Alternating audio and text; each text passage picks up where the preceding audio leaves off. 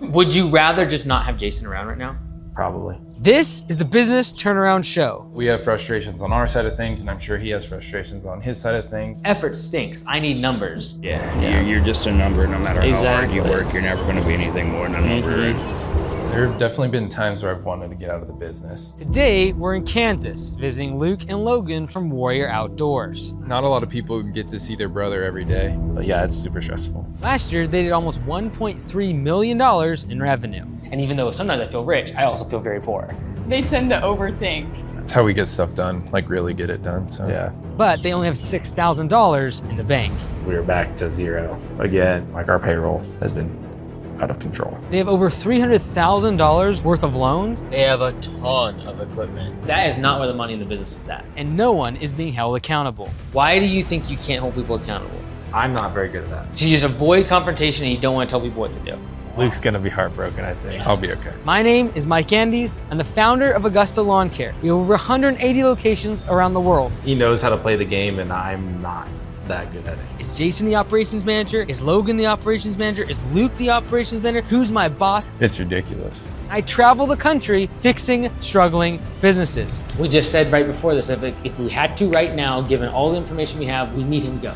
Like, this is the unlock. Our goal is to give Luke and Logan a strategy to turn around the business in the next 6 weeks. This one I'm so confident on. If you do this, it'll change everything. I want them to do it like tomorrow. From the stressful side of things, I'm totally down for it.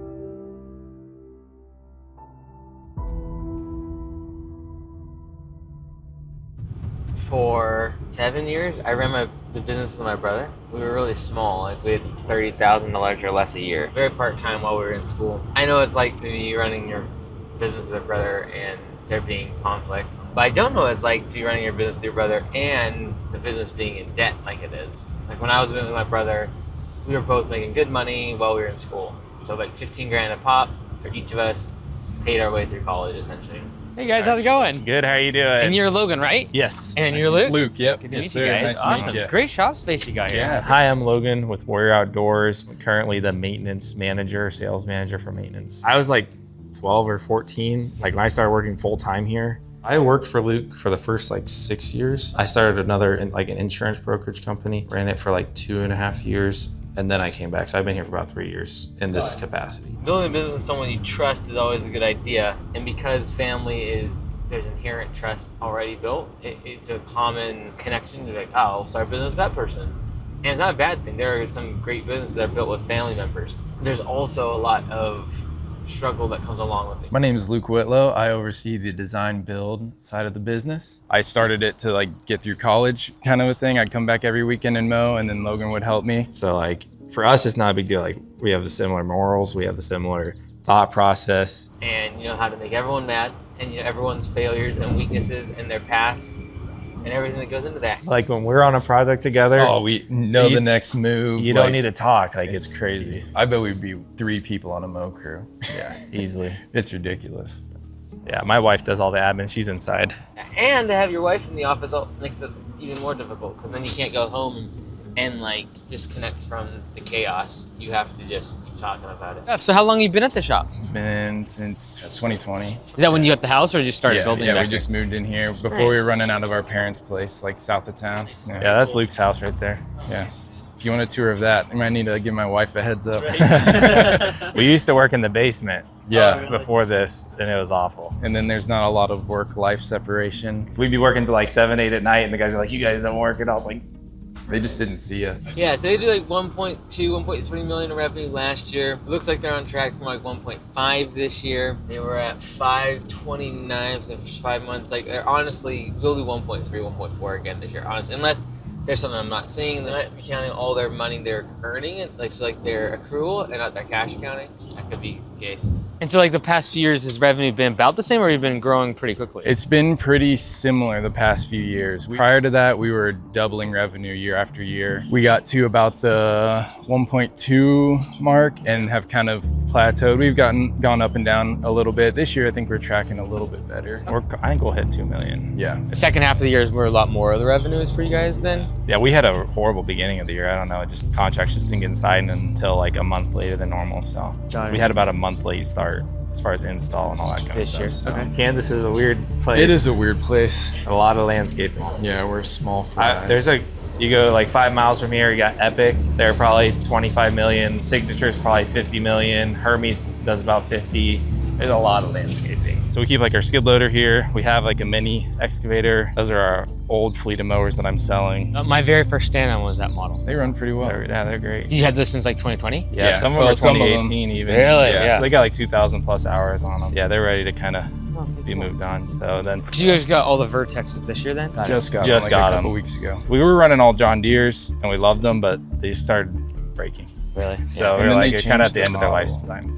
It's like 45% maintenance, and then it's like 20% snow and 30% project kind of. They have a ton of equipment. Was this shop space in the back built already when you moved in? The shop was existing. That's We've nice. just kind of improved the property a little bit, and then we just recently brought in our office trailers. Well, so no problem with like the neighbors or anything like that? Well, so we Kind of. Oh man. This year is the first time. This year was the first time it's actually been an issue. We're working on like rezoning and all that stuff. So Right. that's been a Huge money suck. huge undertaking. Oh really? Yeah. Like, just to get it rezoned? Yeah, because Yeah. like they made us resurvey everything. Oh. They made us Commercial like code. yeah, we got to get through commercial code and all that stuff. So Did you bring a trailer in after that? That's what started it. That's yeah, a- that's what started it. Yeah. It was a mess when we brought the That's trailer. you. Oh man, that Yeah. stinks. The county called me and said, "You were doing the wrong thing." So Oh man. we just figured we were outside of city limits. We just didn't think about it. So now we're trying to do it. I mean, we always try to do things the right way, but This is Jason in the office. He's our production manager. Okay. He's out there. Did he just recently start on the production side? Yeah, this it's year. like 3 months, Okay. 2 or 3 months Okay. in. What's your name? Jason, I'm the operations manager, so I just had mouth surgery, so Oh, you're all good, man. don't talk too much right now. And is Jason, does he kind of go between the crews as well as at the office here, or is he mostly in the office? a little bit of everything. He also does our irrigation. Are you Alexis? I am. I'm Mike. Good to meet you. Nice to meet you. This is the headquarters. Yeah. Welcome. It was a month ago where they did the turnaround application. This is the middle of spring rush. It should be in a better spot now. Knock on wood. From your all's perspective, where's the current pain like in the business? Like obviously you've grown a bunch. This year we've had some unexpected stuff with the county thing. What do you all currently see as the constraint? I would say before the money, it'd be the people. Early in the year, we brought on our first manager. And it's Jason. Yep. I kind of took over here in February. When I started, it had 6 guys, and we got it up to 19, and I let a couple go. But now the group we've got is pretty solid. We don't have a ton of turnover. Our culture has gotten a lot better. Like we switched to vests because that's what we decided we wanted to do, and like getting them to Just wear it. wear it. It was me and Luke managing it. Like we had that solved. Now that Jason's managing, all the old bad habits that I had like worked really hard to fight are coming back. But we have frustrations on our side of things, and I'm sure he has frustrations on his side of things. But I think that overhead is kind of like straining us a little bit, and we're also not really sure how to use a manager and what to expect. It's just been hard on the follow through side of things. I'm guessing that's just the expectations with Jason and like that whole role and what that looks like. Is that like the major kind of thing we need to That's deal with? my major thing. Okay. Because he's my direct Right. guy. And so have you basically said like to the crew, they report to Jason? Yeah. Got it. And so you've been completely removed. I should be. Yes. Okay, Yeah, but he's got not. it. Got it. He's Okay, very involved in which the is day-to-day. got it. So which is tough for both people, Jason and yourself, right? Yeah. Before he was here, I was the irrigation tech, and it was very difficult to try to manage crews, design, sales, and be out in the field for hours on end fixing irrigation systems. Right. You or Jason basically have to be the manager of the job Yeah. if there's irrigation involved. Yeah. On your project, like, is most of them have some sort of irrigation involved? Every property. Yep. Yeah. We got, when I say commercial, a lot of it's estates, like 40-acre houses, all irrigated, big systems. Okay, so got it. So you got maintenance, repairs, as well as just even installs. Right. Got it. And how much of those contracts is it all commercial? We're probably 70% commercial, maybe a little bit more. And then a little bit of residential. Yeah. In the business right now, about what, 60% is maintenance? Yeah, easily, Yeah, probably more. a little bit more than that. Yeah, I think I've already sold $1 million in maintenance For this year. for this year so far, or a little $1.1 million. And then Luke has already done few hundred thousand. Yeah. We have like 3 big jobs that are finishing up on install this week. too. So that'll help on the cash crunch. And then from Alexa's perspective, do they call her throughout the day in terms of like routing, dispatch, or anything? Or I she do all knows? that. Okay, got it. You do. Yes. So what does Jason do? Yeah. Okay. Two brothers working together. One of them has their wife in the office. They also seem to have a lot of employees for the amount of revenue they do. They have up to 20 employees. They're doing 1.2, 1.3. Context, my location that doesn't do projects, just mowing, did just shy of 1.2 last year with about 8 to 12 employees. Doing 1.2 like they did, having between 15 and 20 employees. It's gonna get a little squeaky, especially when a bunch of that is subcontractor and projects with a bunch of material costs. If they're having quality control issues, hiring a manager is not a great solution for fixing a problem. So it just kind of seems odd to me that they hire or like, bring in an operations person, but not an owner. We have a lot of personnel issues. The money just adds on top of that. About 2 years ago, we lost about a $500,000 account, and that set us back. Maintenance contract? Yeah, maintenance contract. It was very difficult to recover from. And they hadn't like told, they just like, we're just out. Well, we had the account for 8 years prior to that. So it was kind of like the foundation of the whole business. Yeah, it it absolutely was. was. We had grown with them like exponentially. And so when we lost that account, it definitely had us backpedaling, but we actually were able to make up that revenue that year. When we lost the $300,000 account, I made that up within a couple months. And then last year, I grew another $400,000 in contracts. And is that door knocking? Is that cold emailing? What are you doing to go? Yeah, both.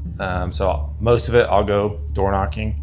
Then there's some big property management companies that I'll just go after those guys. I thought we were good beginning of this year. We were in the best spot we've been in a long time, and then we were back to zero again. So I've been personally floating the company, but it's definitely been stressful. And when on those projects, how are we collecting it? 50% down? Yep, 50% deposit, and then the remainder is due upon completion. And so it's that 50% completion part that if we're overtime and all the rest of it, we're just burning in the cash. Yeah, we're just carrying it basically. And is it 50% down to secure the job or at start or at Yeah, just it's start basically. Okay, so is it start though, or is it like when they book the job, 2 or 3 months? It's at start. I want it to be when they book the job. And we've had a few people do that, but I haven't been super strict on it. So are you usually collecting that check? Yeah. Okay, in person? Yeah, usually in person, or they'll pay online or something like that. On projects, do you think it's 50-50, or like what's the split of people paying at start versus when they accept? I'd say most people pay right before. So they can accept you, like do the whole process, and then like as long as they pay before the date of start? Yeah. There are 4 reasons why every business will stop growing. I call it the 4L framework. Either you're gonna be constrained by your liquidity, cash in the bank, the amount of leads you have, the amount of labor you have, or the leadership in the business. So from a liquidity perspective, I think there's certainly like a cash flow issue, and that's very typical with project-based work. Whenever you're like, end of this week, we will have more money in the account, immediately there's a cash flow problem, simply because it's like we are counting on the job to be completed when we should have collected all the cost of goods sold prior to the job getting started. We should never go negative on a project. Because like, you're gonna be profitable on a job, but if we're going below zero for any period of time, like, well, I caught 50% here, then we did the job, and then I ended up making a profit here, right? We made money. But if it takes, okay, there's our deposit, we're making money, but then we have all of the labor going out, this is the part we're trying to avoid. It's like there'll be times where you have a $200,000 job or 5 $20,000 jobs, and you have this massive roller coaster of sometimes we have $100,000 in the bank, sometimes we have $5,000 in the bank. Because 100 grand, you guys know, it's here and there, gone tomorrow. And even though sometimes I feel rich, I also feel very poor. And on the project stuff, what's our hourly rate that we kind of are targeting first? We're shooting for 85 an hour. Got it. And then in terms of our close ratio on accepted estimates, is it pretty high? Yeah, it's probably about 70 to 80%. Got it. And you're basically hand holding that whole process for Yeah, I am literally doing every single aspect from start to finish. So. Okay, and what's the average ticket on those? Usually like 20, 30,000? What's your sweet Yeah, spot? it can definitely vary. Like we have a job that's 100,000 right now, one that's 50, one that's 20. So like they kind of fluctuate depending on the different aspects of the project. So their target hourly rate is $85 an hour. I wonder if they actually hit that much on commercial maintenance, just because if you look at how many employees they have versus their revenue last year. On the other portion, from the maintenance side, what's your target hourly rate for maintenance? We do 85. 85, that's pretty good. Yeah. Like what's your base pay here? Most guys are about 18 are starting, and most guys are around 20, 22. That's actually pretty good, especially if your base pay is $18. If your target hourly is 85, means you're hitting the target, the 25% rule. I always target where base pay is less than 25% of the target hourly rate. From a liquidity perspective, we have cash flow. We also have, how much credit card right now, do you think? 30. 30. So it just floats, I'm assuming. Like when you have cash, so we'll pay some of the credit card off. Yeah, we pay it off completely the 14th of every month. Got it. Okay, so we have a little bit of credit card debt, but I'm assuming it's something you just kind of keep managing. It's like you're floating that card. When it comes to liquidity in the business, they have a lot of credit card debt, and they do have a lot of loans on all the equipment. But a lot of those loans are collateralized with actual assets, trucks, mowers, etc. We have big skid steer in the back. That's fine. I'm not too worried about the equipment loans, but that credit card debt and the fact that we have hardly any cash in the bank is very, very scary. But yeah, it's super stressful. So like I've been paying for it. You know. And on the project work, how far are we booked out right now? 2 to 3 months probably. Okay, and is that pretty consistent? Not always. I mean, we're being in a seasonal business. There's always those fluctuations. I would love to have a bigger funnel. The next question though becomes like, okay, great. How do we just bombard you with leads? When it comes to leads as the next constraint in the 4L framework, we've got to make sure that we can actually control our lead flow. I don't feel like that's something that we've ever had dialed in. We've started with some marketing, with some mailers and stuff like that, but I don't think we've had the quantity to actually get real results. We've posted a few things this year and that's about it. We haven't gotten a ton of content. I actually really enjoy doing that, like making content and stuff like that, but I don't feel comfortable with it, I guess, or feel like I have the time to do it. All of our business up to this point has been word of mouth. And when we started the install division, it was, 3 years ago. And we got like 2 or 3 couple $200,000 to $300,000 jobs, like right off the bat. And then it just kept kind of flowing up to this point. We haven't really had the need for marketing, but we haven't really. Like we don't do marketing. Like we're just not marketers. I don't know how to market. It's always outbound for me. I would say leads coming in is not a thing. I always call, especially for commercial. On your website, I don't see a ton of project stuff from the top of the very top. I see leaf cleanup and I see residential mowing as the form to fill out and get an instant quote. Right now in the business, we're making all of our profit from projects and commercial work. And that website does not screen that to me. If in the middle of spring, in the middle of summer, like right now, we're showing fall cleanups, not a great idea. We're not gonna pitch that service during the summer. Instead, we're gonna focus on design build. I would really recommend seasonal offerings on that website, right? If we're at the beginning of the season or like January and February when everyone's renewing contracts, we're highlighting commercial maintenance. We're putting our crews on big mowers, on big properties. We are saying, sign up, get your annual contract, property managers in XYZ county, like you're going after them. At the end of the year, because we don't really want to focus on snow, we're gonna focus on our contracts, those massive commercial contracts and their renewal around January 1st. So like banners and pictures, as well as like your current form, like your best real estate is spent right now on recurring mowing because it's an instant price form, which I'm a fan of. Simple estimates, let's go, love it. It's just a function of that is not where the money in the business is at. And so if leads is our constraint, we're not hardly getting any inbound for commercial and we're not getting not enough inbound for design build, we need to scrap the part of the business that is probably making up 10% of our revenue when it comes to the best real estate on our website. And so I would talk to your designer and just really think about, okay, like how do we reprioritize? For this 4 months of the year, we're doing this. For this 4 months of the year, we're doing this. For this 4 months of the year, we're doing that. If you're trying to sell something in a store, you put it near the checkout. You put it, like that's the most coveted space on the shelves because it is the highest frequency purchase. And so if you want things to be purchased often on your website, your storefront, put them in the front. Like tell people about it first. If you want people to put an estimate request form in and submit one and give you a call, make those the most important call to actions on the website. And right now, have you standardized much of your like product offerings or what products you install, or every single one custom? They're very custom, Okay. I would say. Okay, and have you ever looked at changing that? I saw that. I say yes. Okay. A part of our problem with our guys is they don't know what they're doing because we do everything. Like we are doing, right now we have a patio. We're doing a screened-in porch with a fire feature. That was the Water- 4x4s going out? Yeah. Yeah. And then we're doing a water feature water rebuild. feature rebuild. Water feature? Yeah. Bro, that's a whole nother level. Yeah. Lighting system. Lighting system. Like all that's happening today. Right. Now, is that a function though of like you offering everything because you need the work? Yeah. Okay. When you go to a client, I'm assuming, like, what do you bring to show them? Yeah, so I actually have a 3D rendering program that like does the exact material we would use. So they would have a very real world like representation. That's in the second meeting. What about the first one? In the first one, I'll have like a Unilock book or something along those lines, just to kind of show them what the materials would look like generally. So this is my recommendation. So we used to do the same thing. It's horrible. Trust me. This one I'm so confident on. If you do this, it'll change everything. Okay. Don't bring a Unilock or Belgard or any other, like, you are just opening up a can of worms for that customer to be overwhelmed with options, overwhelmed with design, overwhelmed with color, overwhelmed with the fact that that picture looks great, but is it gonna look good in my backyard? Right. Then I need a design to validate these two things. I would recommend you have a product book. Yeah, like the best example of simplification and standardization is actually in restaurants. In general, the more menu items, the cheaper the restaurants. You look at Denny's, you look at fast food restaurants, like it's a huge menu. If you ever go to a really, really fancy restaurant, you're talking about 2-3 entrees and they cycle them out. They are certainly not simplified. They're very complex dishes, but they're standardized. They stick to the same few things that you all have created from pictures that you have installed. And if you don't have one, you can find one online pretty easily. But you're going to say, hey, like when it comes to pavers, these are the 2 or 3 pavers that we install. You don't tell the customer that. You just say, hey, these are the gray ones, this is another design that works well.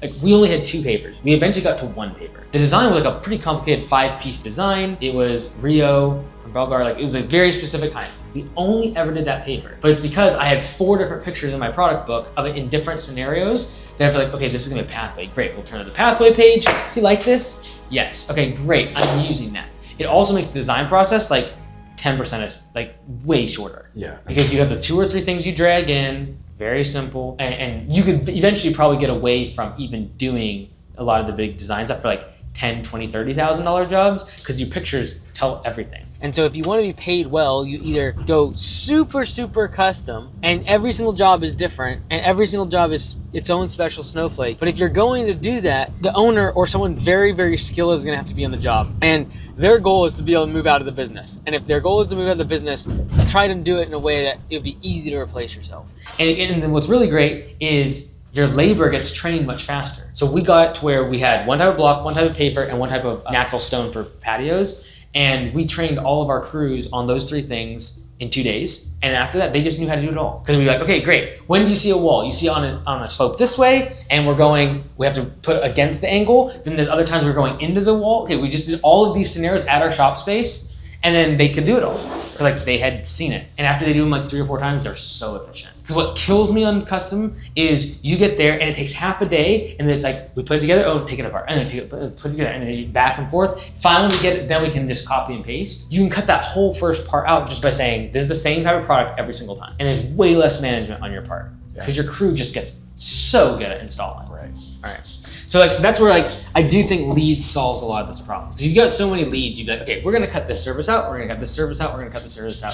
The challenging part, you have built the infrastructure of the business in a way you have to do $1.5 million in revenue, right? There is no like, hey, let's go back and take a couple of these services out, kick Jason into the curb, and like just focus on our core 4 things. Because you've built the infrastructure, you need 1.5. Just in terms of the debt, the 2 of you, etc. I don't see any world in which a business is profitable at this with less than 1.5 million, with 2 owners at the top, an office person full-time, and definitely a production manager. You don't even get any leads coming for residential? We'll get some. Yeah, for random sure. trickling in. Yeah, we'll get some, and we usually pick them up, no problem. But it's not that many. It's probably 1 every 2-3 weeks. Really? Wow. 2 Yeah, weeks. it's not a huge influx. Okay. I don't know, Alexis, am I wrong on that? How many times do you get calls for like maintenance for mowing or anything like that?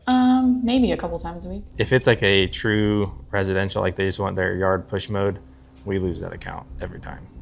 You know, like we're definitely not set up for that. A lot of our stuff are like mansions, they're nice. So like it's pretty much a commercial account and we just fit right in with that. It basically, to me, it sounds more like you're both involved in sales. One's involved in the front end, getting the leads, one's on closing. Yeah, so I run basically the whole install, like design build side of things, and then Logan runs the maintenance. Got it. And then so you both control your sales for those 2 distinct sides. So I do all the design and sales for install, and then Logan does all the sales for contracts. Any contracts that come in. The delineation really is department. So all design build, all maintenance, sales for both. The way they have it currently set up, every single person that comes in as a lead is going to have to be handed off between the 2 owners. And so that is going to cause some toe stepping. Is there like 5 other things you're also managing in the business? Yeah, so I handle like CEO, and then I handle all the sales. I could handle the production for sure. I had been for the last 2-3 years. My thought process was Jason handles all the production and gives me time to actually do more outbound, because I feel like if I had the time to do the outbound, we could double, which is what our goal was. Our goal was to be at around 3 million end of this year, beginning of next year. That hasn't really happened, and he hasn't really taken it over like I thought he would with the experience he said he had. I feel like I'm stuck in limbo between going and doing sales and actually being a good account manager to our accounts and fulfilling the production. Logan doesn't have any time to do outbound sales because he's busy doing operations and doing the work of the manager that should be managing the crew. Once work comes in from a production manager perspective, is Jason managing both crews? Or I'm design? doing install still. Okay. So I only have 2 install crews, Okay. so I'm able to manage them pretty well. So you're basically soup to nuts, everything design build. Yeah. Got it. And then maintenance leads come in, he hands those, then hands off to Jason. Jason manages the maintenance crew. Right, ideally. For Jason, has it been difficult with the crew, like between him and the crew, or is it between like him, middle management, and you all? Like, has that been more difficult? I think the second relationship is a little bit more difficult from our side of things. He's very good with people. Like, all the guys seem to really take to him, respect him. It just, we may not be seeing some of the things that we were hoping to see. I have a hard time like pinpointing the problem. A lot of our productivity, I feel like, is kind of slower than it should be, which could have to do with training. But I feel like nobody ever takes my budgeted hours seriously. The next constraint to growing a business is labor. And right now, we have the fact that there's low efficiency, there's not a lot of camaraderie or great culture in the business, and that's in part due to the fact that we don't have a clear role for operations. Is Jason the operations manager? Is Logan the operations manager? Is Luke the operations manager? Who's my boss? There's not any clarity around the management of the labor. It's just so different because I was in the field for a lot of years, and it's a lot easier to keep on top of people when you're out there and you can kind of drive production. But because of the lack of production, we're behind on jobs, and then we have to pay overtime on top of that, which really cuts into the cash flow also. I also don't do a great job of like harping on people. That's never been my management style. Like, I've never yelled at anybody in my life. We have a lot of damaged equipment, a lot of damaged property that we have to deal with, and then productivity. They don't get what's going on, and they don't really care to get what's going on.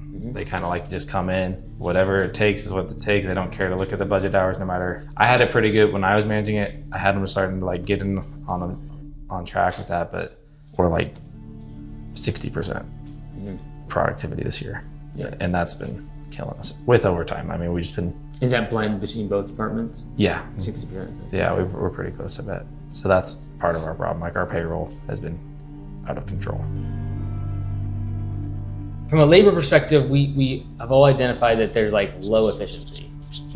Also, it feels like there is really no care for like hitting budget hours. There's no buy-in, like just culturally, there's not a lot of buy-in. Right. And then I would also say we have a manager that right now we have disconnected expectations from what they think they're doing versus what we think they're doing.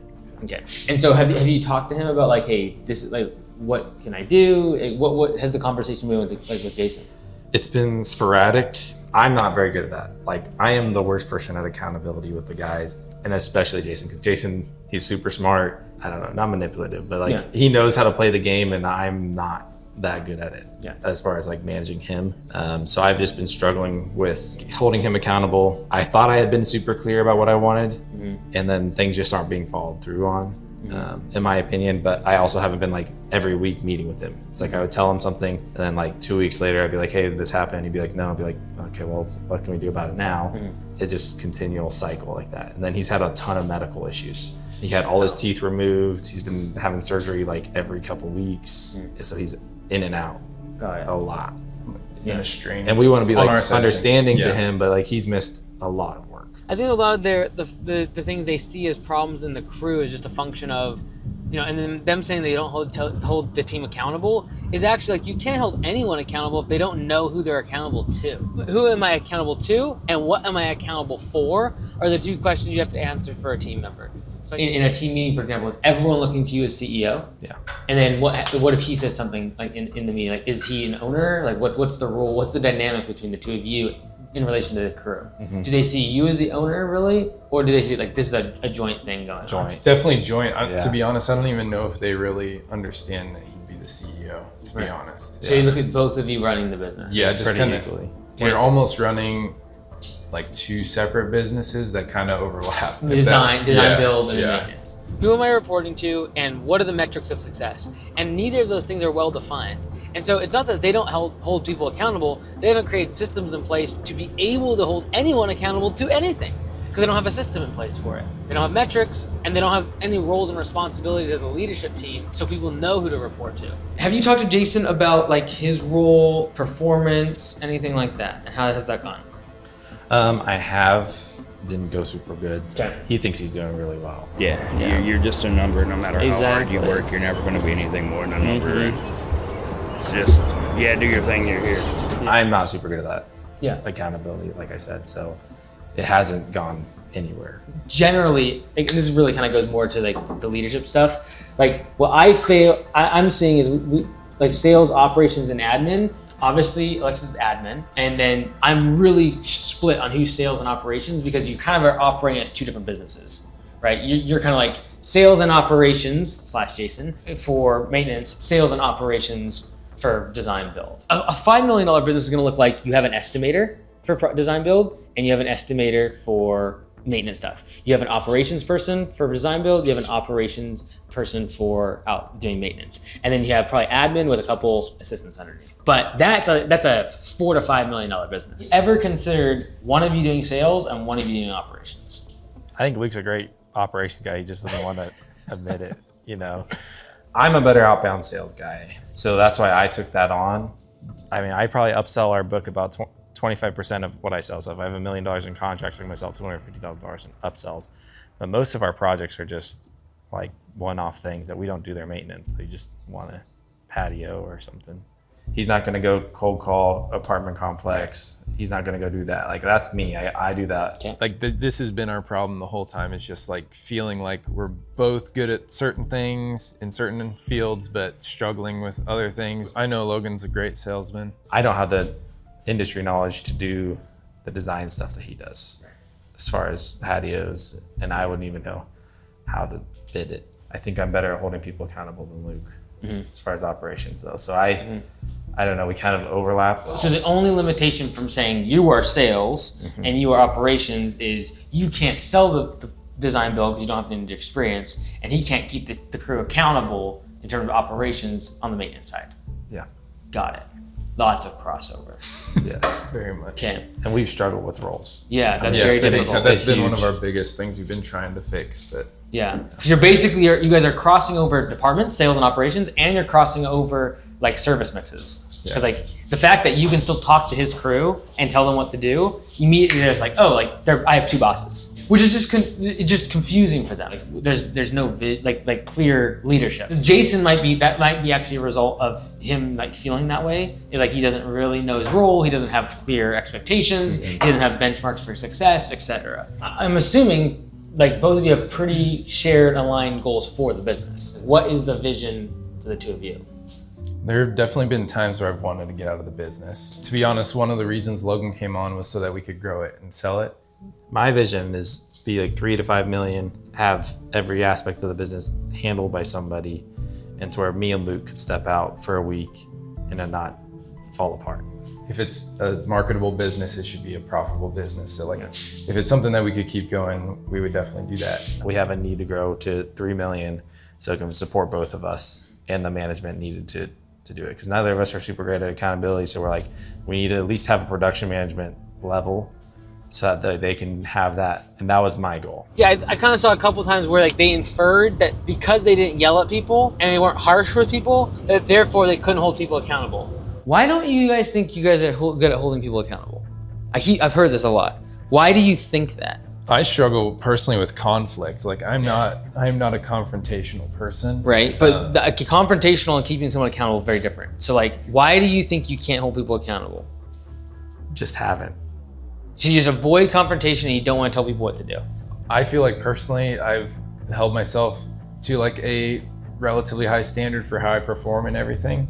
Or I have in the past made the assumption that everybody else is going to have that same mindset when they approach something. And then I've been let down a lot after that. So I've been trying to kind of reframe how I've been looking at things. If the standard isn't defined, you can't hold them accountable. So of course you're not going to hold anyone accountable because there's no standard by which to measure them on. So let's create the standard, and then we will focus on, is someone measuring up to that standard? All right, from a leadership perspective, this is the part where I feel like actually is the biggest squeeze and the biggest opportunity here. It's unclear as to who's running this business, who's at the top, what the dynamic is here, even like the thought of like, we moving the shop space here because they don't believe we're actually working and we just need to get in front of them.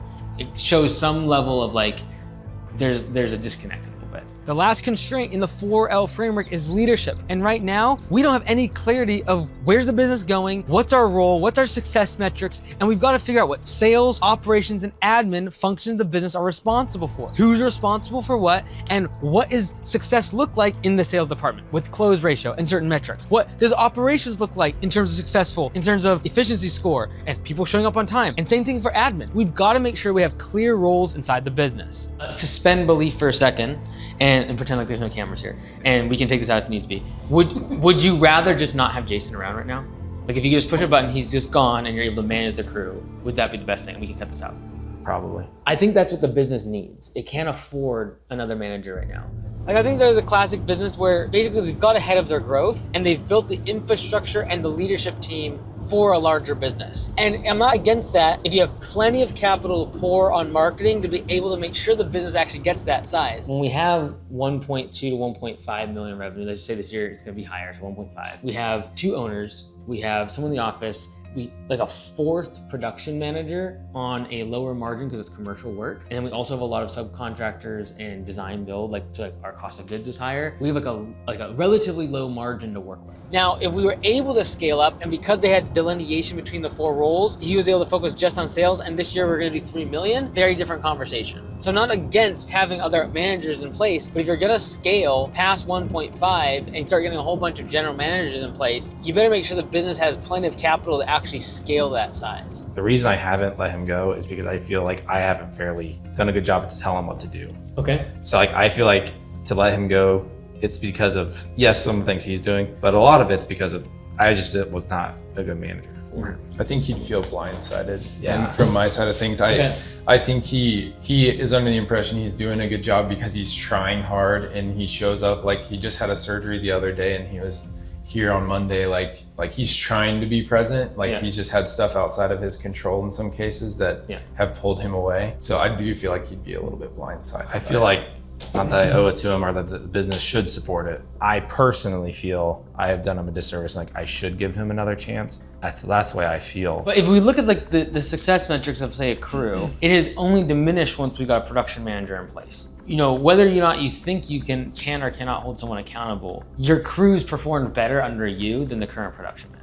Like if a production manager steps in that has experience, the crew efficiency and morale of the team and people showing up on time, being safe, and all the other benchmarks of success should go up, and they have not. And so whether or not a production manager is effective at the job is not whether or not someone they can yell at someone, not whether or not they can have a hard meeting with someone. It's what is the success of their team. Like the success of your team determines the success of the leader. And so if the current leadership, the culture is degraded, people are showing up late, they're not wearing their uniform, there's a bunch of just low care for the business, that is the success metric side which I am going to measure the manager. Then the next question becomes, well, have I not set them up correctly to make sure they can do that? Have I not actually told them what they should be doing and what success metrics I am actually tracking? I think that's where I would first start when it comes to the labor side of things, like the low efficiency. Look, we gotta have a meeting with Jason, and not say you're doing a bad job, not saying I thought you were gonna do this and you did not. Like that will not work. Like we've already kind of tried that.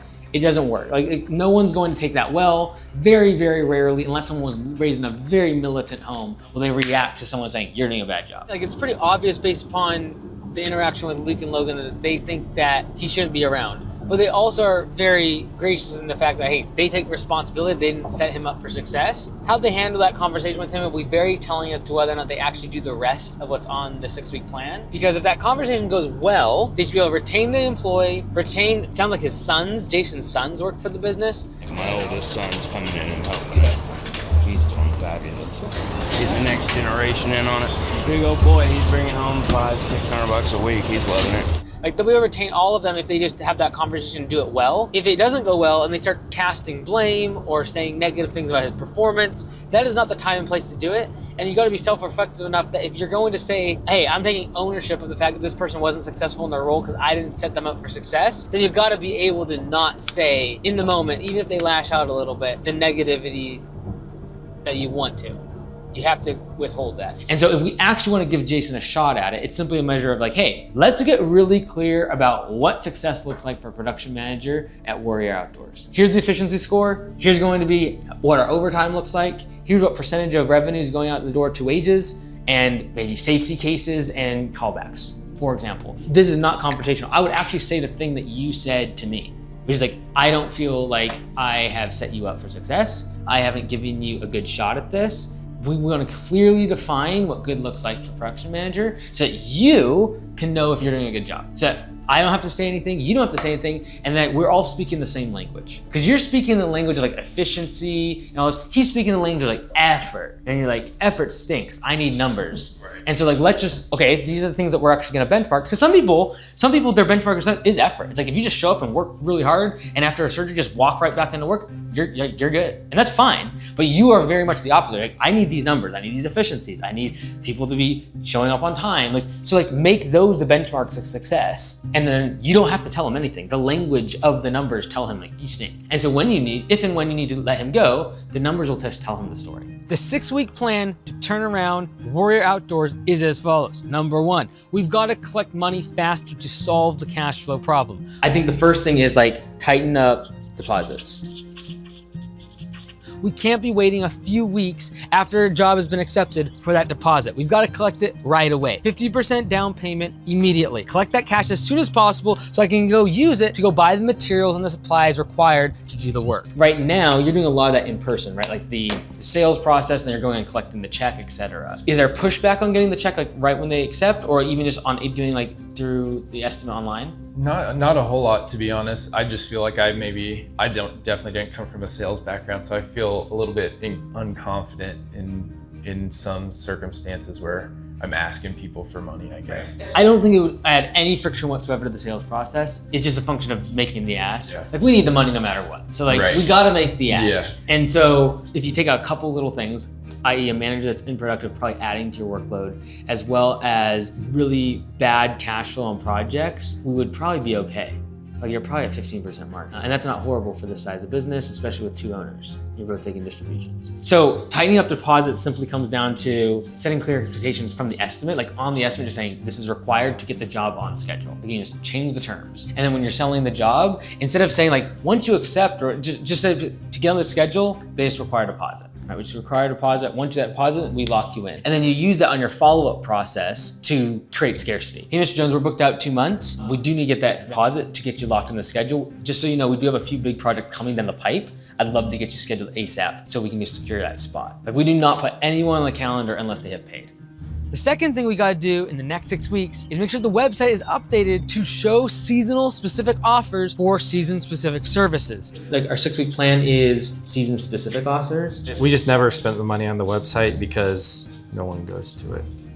You know, like, we don't get like traffic to it. And I'm sure once it's there, it's awesome. Well, it's also a function of like, the reason we don't get any leads from it is because of the way it's built. Yeah. Right? And so she's already saying we're getting 2 a week or so, a couple a week. And it's because the thing you're highlighting is that. Like, if we could just change 2 leads a week from residential mowing to like 1 massive design build and a property manager, this business looks very different in 12 months. Absolutely. Right? So I would really revolve the entire website around that truck, and then I would highlight the different types of like the main services, design build and commercial maintenance in that area, like right on the top there. I think a meeting with Jason, and all we're trying to do there is definition of success.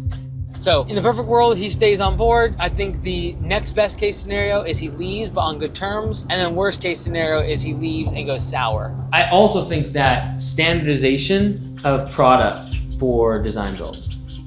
I would really, really recommend standardization, creating a product book, and instead of taking Unilock, you take Warrior Outdoors product book. And you make it design really nice. I'm sure she's great at Canva. Sure. She is. Yes! She is. Fantastic. She is. Yeah, see, like, look, like, give us a couple days, give her all your pictures, be like, these are the ones we want to highlight. Don't highlight the ones you know that are really hard and you lost your shirt on.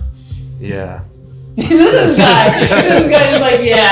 I knew exactly what pictures were going in that book, and they're not the easy ones. So, like, you know which ones, right? I do believe if you standardize the design side enough, like, this is the unlock. This is fine, but the unlock here is you standardize the design side enough so you can take over sales, you can take over operations, and you don't have a production manager. That business will do $2 million very profitably. They are hitting the capacity when you have 2 managers, like that 1.4, 1.5 million. Like, you need a better management team to be able to get to 3, 4, 5 million. And so they're hitting up against that. There's a lot of leadership things I actually like kind of glazed over because I can't even address them if we don't have clear roles. What's easier to replace is your job, if I'm trying to hire someone, is sales. Yeah. Not your job is sales, operations, you gotta manage the crew, have a defunct middle manager that you don't really know what's going on with and that you don't have any metrics for success for them. Like, it's easier for you to hire a salesperson. And by the way, you don't need to know how to do all these custom things. There's 4 different types of projects we install, and here's your product book to go sell. That's an easier role to replace. Let's simplify our roles and make sure the roles are clear. So I can't talk about close ratio. I can't talk about even like follow-up mechanisms and certain other systems that I would have to be able to scale the business if we don't have just the fundamentals of organization in the company. This is the unlock. It is. It is. We gotta simplify and standardize enough on the projects to where you can sell. And that's something that we don't talk about for a business doing 200,000 or 300,000 because the solo operator does sales, does operations, does admin, but this size of business now you need to specialize in order to be able to take it to the next level. When I hear what you guys are saying, like the goal of the business is that you eventually be able to hand this off. We need to like focus on that. What does that business look like? It looks like very standardized projects to fill in the gaps of a maintenance business that is dialed in, like on efficiencies and the labor side. Yeah. Luke is having a baby like this week. Yeah. So he may be Oh, out yeah, for I should a probably few- keep my phone on. he may be out for like a little bit. Yeah. So we might have to implement this like a couple weeks. It's okay, you got 6 weeks, you got 6 weeks. So I'm looking forward to it. I think just having that clarity will allow us both to excel in our roles because like this has been our problem the whole time. It's just like feeling like we're both good at certain things in certain fields, but struggling with other things. But having that clarity so that we can actually complement each other, I think is going to go a long way. The hardest thing for them is going to be standardization of the projects. Because you are walking away from work and those projects they're going to want to take on that they have to like realize they're not going to probably win those. But we already know that Logan knows how to do the sales. He just doesn't know how to probably like put some of the numbers in the software and do some design work. But he's already sold like water features, so they'll be just fine. Alexis, you're always, the office person always has all the dirt. They know all the skeletons. They know everything wrong in the business. So like anything from your aspect, like when you've overheard kind of like the general direction, anything like doubts or like questions you have? I'd say my biggest concern is not implementing it immediately. Like right now they got a fire under them. And so I want them to do it like tomorrow. Okay. Like I want it to Wow. happen immediately. Bravo, bravo. Because It's like music to my ears. they tend to overthink. Oh, And okay. it becomes easier to just keep, the more time they get away from it. Great, that's why you're here. You're gonna hold them accountable to make sure it happens. Alexis always is doing that though, so we're used to that. That's how we get stuff done, like really get it done. So Yeah. If she wanted to, she could probably be a better CEO than me or Luke because she's so aggressive with that stuff. We're gonna put timelines. Let's go. Alexis we is need straight that. here. Perfect. Okay, all right. So number 1, the tightening of the deposits. That's gonna be 24 hours. Yeah. That is simply a decision made now on the sales side, which is currently still you. But we gotta get there. But like within 24 hours, it's like, we don't leave the job without collecting, and we're using scarcity as a way to make sure that is deposited. Second thing is clear offers on the website. Within 24 hours, we're gonna make a request to the web developer of what we want changed. We're gonna be clear with what those things are, right? So within 24 hours, you can ask that. Within, let's just give it 2 weeks, because sometimes web designers are slow, they'll have it changed. Perhaps ambitious. 2 weeks is ambitious. Yeah, she's kind of slow. But okay. 3, I would really hope so. Okay, well, I'll give you 2's 3 great. weeks. It's okay. Number 3 is meeting with Jason. Number 3 is gonna be in 3 days. Let's go. I would have a meeting between the 3 of you in terms of how that meeting is gonna go. I would have some notes. You're not gonna go into a blind because because you both have admitted that you don't like confrontation. This is not a confrontational meeting, but we need to have organization so you don't stumble your way through, and then emotions get flared up and you start saying stupid stuff. Nothing negative is said. Within 3 days, we're doing that. And we're gonna promote Jason, either promotion away from the business or promoting the irrigation department, and in a year, hopefully we can bring him back. Only positive things said there. Alexis will keep you accountable. She'll throw darts at you or something if you are saying negative things. She will. Okay, so that's 3 days. The fourth is standardization of the product and design. How long will it take us to make a product book? I don't think it'd take that long. A week or two. Okay, so 1 week to make the product book. So 1 week is product book. We're gonna do another week, and this could be a day, but I'm gonna leave you a week for it. And that is training around the design software, anything that you think he doesn't know, that he needs to know. It might mean you go out and do a few estimates with him just to make sure you're both on the same page and easier transition. Also, during that training process, you're thinking about things like estimate notes. Like, hey, what are the gaps here that we need to standardize? 1 week of training after 1 week of creating the product book. And so what are we looking at? August 1st, you're gonna be the salesperson? Starting August 1st? Yeah. And then that week we call you. And then we see how it's working. How's it going? That's good. So we will know whether or not we hit these benchmarks. Yeah. Anything else, Alexis, besides timelines on this? That's all I can think of. Okay, all right, cool. He's got a really good like gift of understanding like where we're at without like knowing us or spending a lot of time with us, being able to come in and like just with some financial numbers and then like 10 or 15 minutes just even beforehand, just getting to know us. I feel like that's a serious gift to be able to like do that, but have that perspective and then have actionable stuff for us to do, I think really is super valuable. So I'm excited about that. Yeah, I was super impressed. I was like, dang, this dude just get right to it. Like, He knows me better than I know myself. Yeah, I was like, what the heck is this? But yeah, no, it was super cool. I'm like super appreciative of him and coming out and all that. Yeah.